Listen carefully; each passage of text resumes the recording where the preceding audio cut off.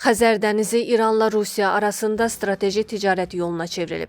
Moskva bu marşrut vasitəsilə Tehrana dron hissələri göndərir. Telegraf xəbər verir ki, bu barədə The New York Times məlumat yayıb. Nəşr bildirib ki, Hörmüz boğazının bağlanması ilə İran Xəzər dənizindəki limanları vasitəsilə əsas malların idxalını artırıb. Rusiya da bu marşrutla buğda və digər malların daşınmasını genişləndirib.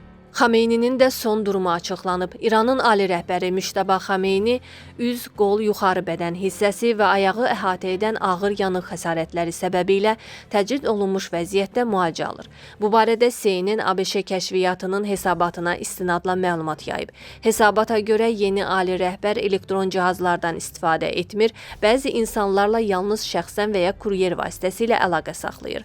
Müştəba Xameyninin müharibə strategiyasının formalaşmasında rolu olsa da birbaşa iştirak edə bilməməsi səbəbindən Sepah komandanlığı parlament sədri Məhəmməd Baqir Qalibafla birgə gündəlik işləri idarə edir. İranın ali rəhbərinin gedişatla bağlı hansısa əmr verdiyinə dair əlamət yoxdur. Mənbə qeyd edib. Hər dəfə diplomatik həll yolu yaxınlaşdıqca ABŞ ehtiyatsız hərbi macəraya üz tutur.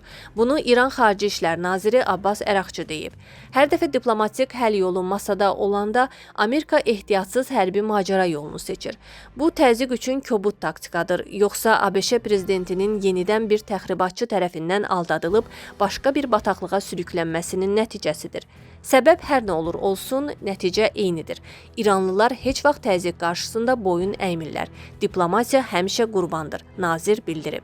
Əraqçı ABŞ Mərkəzi Kəşfiyyat İdarəsinin İranın raket ehtiyatları ilə bağlı açıqlamasına da diqqət çəkib. Mərkəzi Kəşfiyyat İdarəsi səhv edir.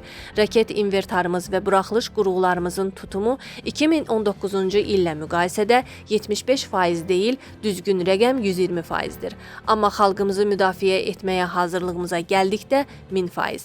ABŞ Silahlı Qüvvələrinin Mərkəzi Komandanlığı bundan əvvəl bəyan etmişdi ki, Hörmüz boğazında Amerika esmineslərinə edilən hücumlara cavab olaraq İranın hərbi obyektlərinə zərbələr endirilib.